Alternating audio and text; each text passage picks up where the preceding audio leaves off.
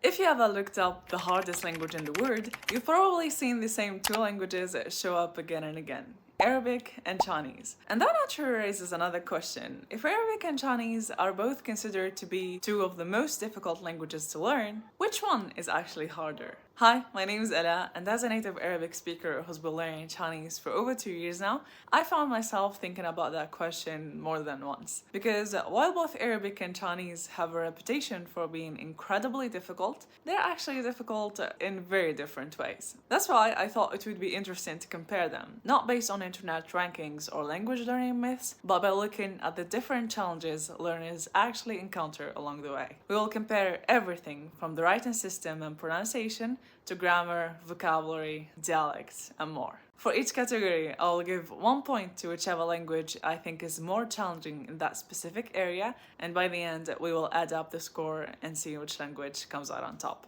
So without further ado, let's get into it. The first thing people notice when they encounter a new language is probably the writing system. And when it comes to Arabic and Chinese, it's also one of the reasons they have a reputation for being difficult in the first place. Both writing systems are highly distinctive and look very different from the Latin alphabet that many learners are familiar with. But despite often being grouped together as hard scripts, the challenges they present are actually quite different. Let's start with Arabic. So the first thing learners will notice is that Arabic is written from right to left. And that might actually sound like a small detail, but when you've spent your entire life reading from left to right, this can feel surprisingly strange at first. Suddenly, books open from the opposite side, sentences begin where you expect them to end, and your eyes have to adjust to a completely new reading direction. Fortunately though, most learners adapt to this change fairly quickly. But direction is only one part of what makes Arabic writing unique. So Arabic uses an alphabet made up of 28 letters, which at first glance feels quite approachable. After all, most of the world's languages use alphabet-based writing systems, so learning a new set of letters is a process that many learners are familiar with. However, the way these letters work is where things become a little more complicated.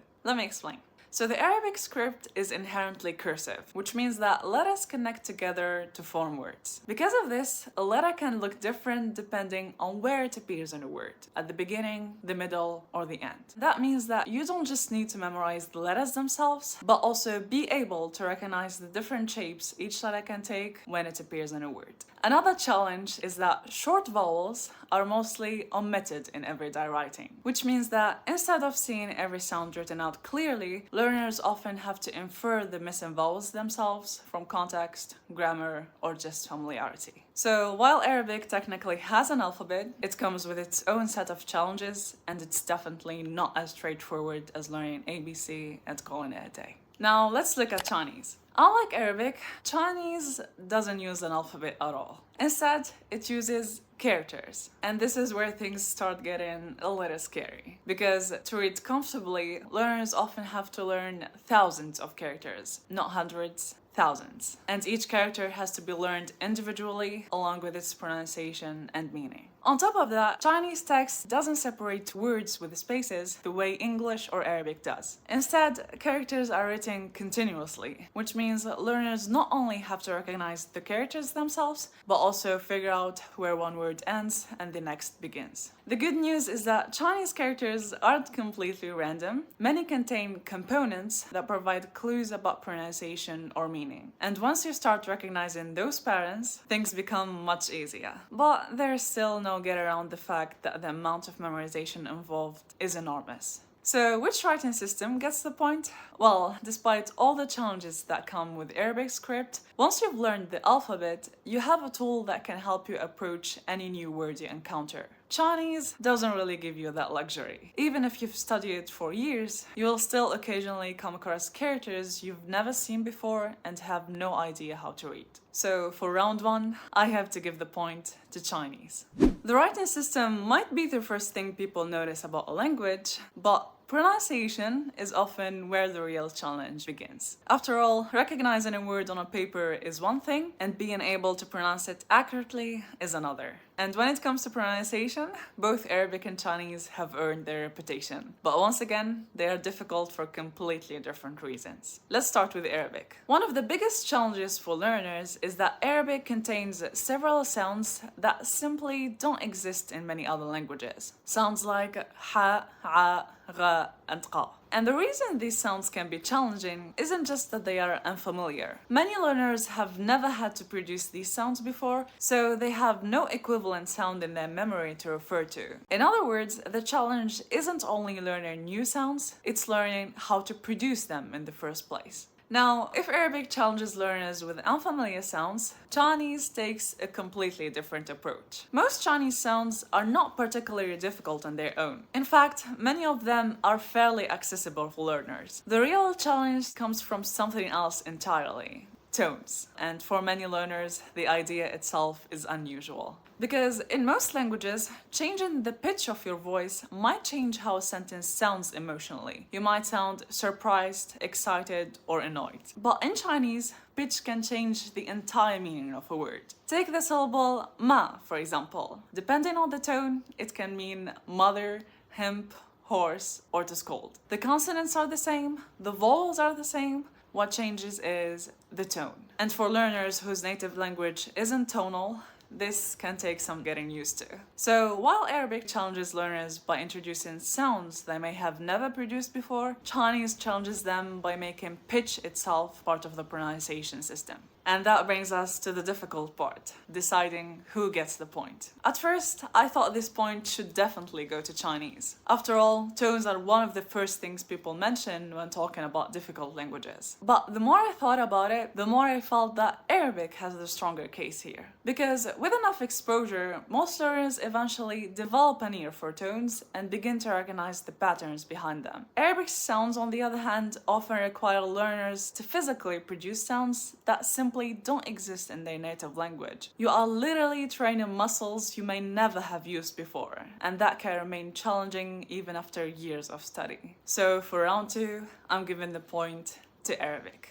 Now, if there is one category where languages tend to earn their reputation for being difficult, it's definitely grammar. After all, you can memorize vocabulary and you can practice pronunciation, but grammar is what determines how all those pieces fit together to give you meaning. And when it comes to grammar, Arabic and Chinese take almost opposite approaches. Let's start with Chinese. One of the first things many learners notice about Chinese grammar is how surprisingly simple it can be. Verbs don't change depending on the subject, nouns don't have grammatical gender, and in many cases, words remain unchanged regardless of tense, number, or person. For example, the verb can stay exactly the same whether you are talking about yesterday, today, or tomorrow. Instead of changing the verb itself, Chinese often relies on context, time expressions, or additional particles to convey meaning. Of course, that doesn't mean Chinese grammar is effortless. Word order is extremely important, and there are plenty of structures that take time to master. But overall, the system tends to prioritize simplicity and consistency over inflection. Now, let's look at Arabic.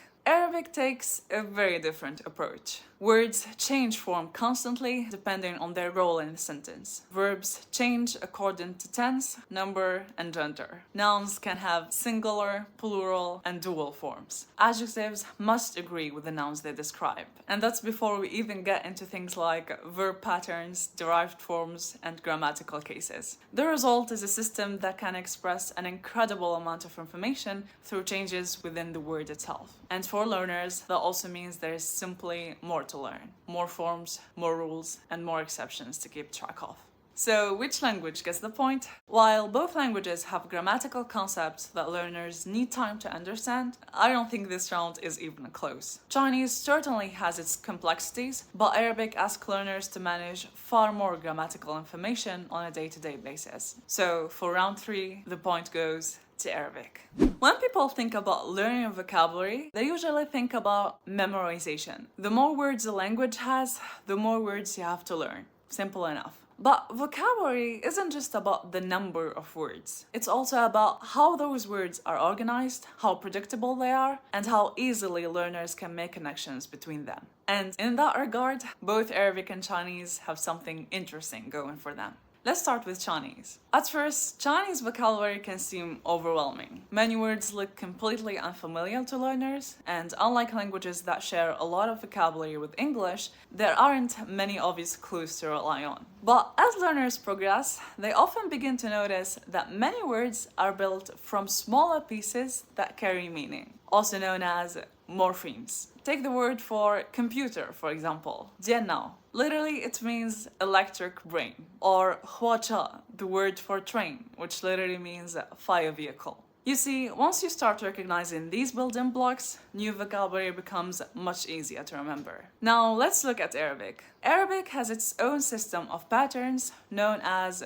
roots. Many words are built from a shared set of consonants that carry a core meaning. For example, if you learn the root kataba, which relates to writing, you will start recognizing it in words such as kitab, katib, maktaba, and more. As a result, learning one word can often help you understand several others. So, although Arabic vocabulary may seem vast at first, learners aren't always starting from scratch. And that's exactly what makes this round difficult to judge. Because both languages reward pattern recognition, both become easier once learners begin to see the connections between words, and both offer systems that help reduce the burden of pure memorization. That's why, for the first time in this competition, I think we have a tie. No points awarded this round. Now, you might be wondering why listening gets its own round when we already talked about pronunciation. But being able to pronounce a language and being able to understand it in real time are two very different skills. Because when you are listening, you don't have the option of slowing down, rereading a sentence, or looking up an unfamiliar word. You have to process everything as it happens. Let's start with Arabic. Like any language, Arabic can be difficult to follow when spoken quickly. But one thing that generally works in the learner's favor is that words tend to be quite distinct from one another. The language has a rich inventory of consonants,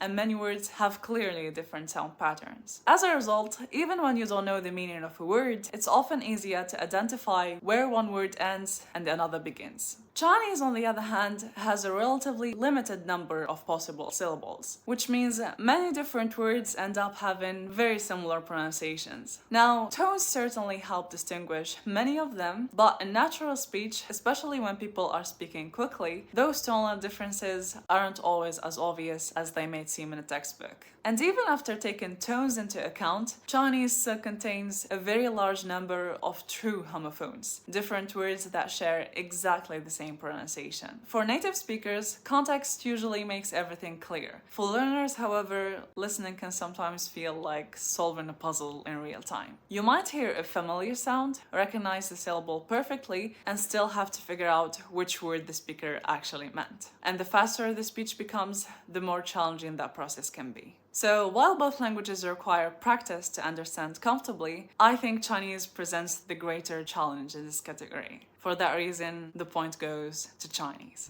By this point, we've spent a lot of time talking about the languages themselves. But learning a language isn't just about textbooks, grammar rules, or vocabulary lists. Eventually, you have to interact with real people, and that's where dialects come in. Because even if two people technically speak the same language, that doesn't always mean they will speak it in exactly the same way. Let's start with Chinese. Now, this category is a little tricky because when people talk about Chinese, they are usually referring to Mandarin. But in reality, Mandarin is just one variety of Chinese. There are many others, such as Cantonese, Hokkien, and Shanghainese. And here's the surprising part. These aren't simply different accents of Mandarin. In fact, they're not even mutually intelligible with Mandarin. They are so distinct in their pronunciation, tone systems, and vocabulary that they could be considered as whole individual languages. A Mandarin speaker can pick up a conversation in Cantonese, but still not understand anything at all and feel just as lost as a foreign beginner. Now, I know this sounds crazy, but before you give the point to Chinese, there's something important you need to know.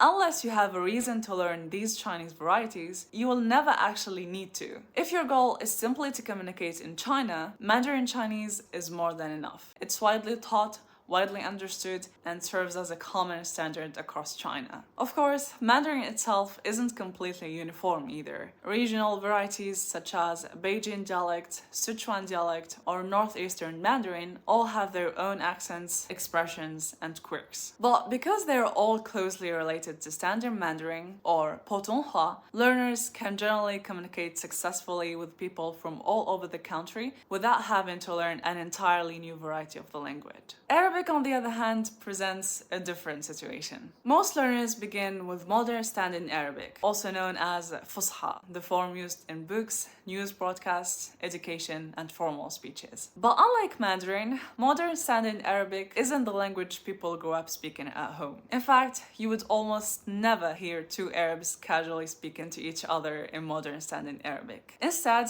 everyday conversations take place in regional dialects. And that's where things become a little more complicated. Because learning Arabic doesn't necessarily mean you'll automatically understand the Arabic people speak every day. Although Modern Standard Arabic provides an excellent foundation for learning the dialects, everyday Arabic can still sound very different from the language learners encounter in textbooks and formal settings. And depending on the region, those dialects can also differ significantly from one another. For example, a speaker from the Gulf and a speaker from Morocco, with no prior exposure to each other's dialects, may find everyday conversations very difficult to follow. In other words, in order to communicate naturally and comfortably, learners often have to navigate two layers of Arabic at the same time: the formal language they study and the spoken language they encounter in everyday life. So, which language gets the point? While Chinese certainly has greater differences between its major varieties, most learners can focus entirely on Mandarin and still communicate with the vast majority of speakers. Arabic, on the other hand, makes dialects almost impossible to avoid.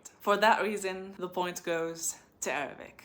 So far, we've been comparing which language has more difficult elements. But there is another question that is just as important. Which language makes the learning journey feel harder at the beginning? Because sometimes the hardest part of learning a language isn't the total amount of work required to reach fluency. It's more about how quickly you start seeing progress. And that's what we call the learning curve. A learning curve describes how quickly someone gains skills and understanding over time. And when it comes to languages, it tells us how steep the beginning of the journey feels, how quickly learners can achieve small victories, and how long it takes before their effort starts paying off. So the real question for this round is, which language is more likely to make a beginner feel stuck and give up early? Let's start with Arabic. One of the encouraging things about Arabic is that learners can experience small victories relatively early on. The alphabet can usually be learned within a fairly short period of time, and before long, learners are already able to recognize letters, sound out words, and read simple texts. Of course, that doesn't mean they understand everything they are reading, but there is a sense of visible progress. You can actually see you are moving forward. However, Arabic is more of a slow burn. The beginning can feel relatively manageable, but as you progress, the more complex aspects of the language start appearing. Now, let's look at Chinese. From the very beginning, learners are confronted with characters, tones, and a writing system that may be completely different from anything they have encountered before. And while progress is definitely happening, it doesn't always feel that way. You might spend weeks learning characters, only to realize that you still can't comfortably read even the simplest texts. You might spend hours practicing tones, yet still struggle to understand beginner listening materials. The problem isn't that you are not improving, is that a lot of the progress is happening beneath the surface. You are building a foundation, but the results aren't always immediately visible. As a result, the early stages of learning Chinese can sometimes feel frustratingly slow. It's almost like climbing a cliff, steep, exhausting, and sometimes discouraging. But once you reach the top, the path starts becoming more predictable. So, which language gets the point? For me, I think Chinese has the steeper learning curve. Not necessarily because it's harder overall, but because many of its biggest obstacles appear right at the beginning of the journey. In the first few months, learners can put in a huge amount of effort and still feel like they are making very little progress, and that can be extremely discouraging. Arabic, on the other hand, tends to spread its challenges out over time. The difficulties are still there, and reaching fluency is certainly not easy, but the early victories can help learners stay motivated. So for our final round, the point goes to Chinese. So after all these rounds, we finally have our answer. Arabic got the point for pronunciation, grammar, and dialects. Chinese got the point for writing system, listening, and learning curve. And the vocabulary round ended in a tie, which means that overall, we also have a tie. And honestly, I think this is actually the most accurate result we could have gotten. Because the truth is, there is no such thing as an objectively hardest language in the world. A language is not difficult in isolation. It's difficult in comparison to what you already know. The challenges of a language depend heavily on your native language, your previous experiences, and even the languages you have already learned. For example, a Japanese learner might find Chinese characters much less intimidating because they already use kanji, but they may struggle more with certain aspects of pronunciation or grammar. A Persian speaker, on the other hand, might find some parts of Arabic more familiar because of shared vocabulary and historical influence, while still facing completely different challenges. The same language can feel like a completely different experience depending on who is learning it. And that's what makes this comparison so interesting. Chinese is difficult because it asks you to adopt a completely different writing system, a tonal system, and a way of processing sounds that many learners have never experienced before. Arabic is difficult because it combines a complex grammatical system, a unique script, and the challenge of navigating between formal Arabic and everyday dialects. But neither of them is impossible.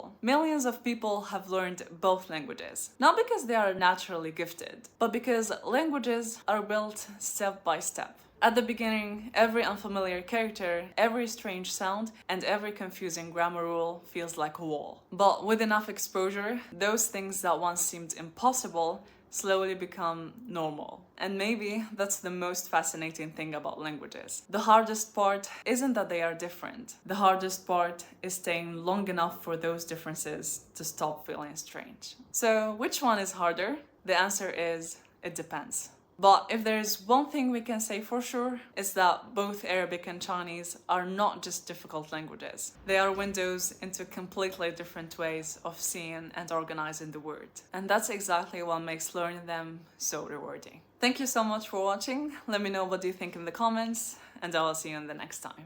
Bye bye.